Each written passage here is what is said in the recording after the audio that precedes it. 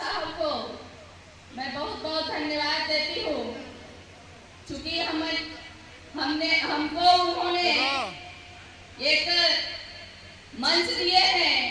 जो महिलाओं को घर से निकलने में पाबंदी थी, जब महिला घर से निकलती थी उन्हें अपने ही घरों में अपने ही लोगों के द्वारा उन्हें रोका जाता था।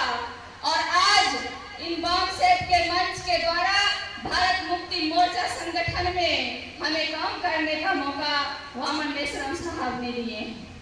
हमें इस बात की बहुत बड़ी गर्व है और मैं आप लोगों से यही विनती करना चाहती हूँ कि मैं इस देश की आधी आबादी हूँ और आधी आबादी को घर में रख करके हम कोई भी जंग जीत नहीं सकते, क्योंकि आए दिन हमारी महिलाओं पर ही अत्याचार होता है, रेप बलात्कार होता है।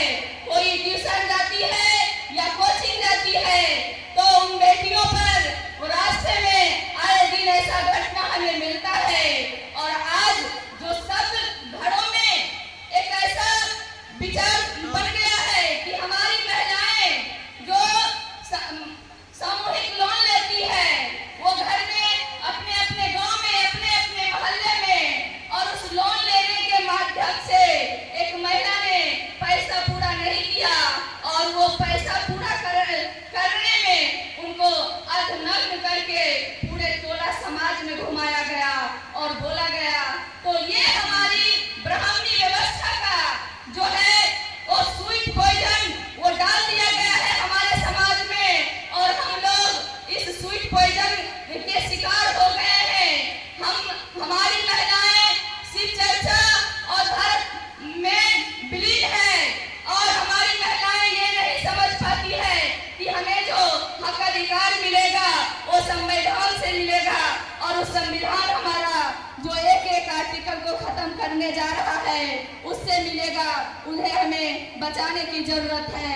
और आज आप लोग जानते होंगे कि हमको लगता है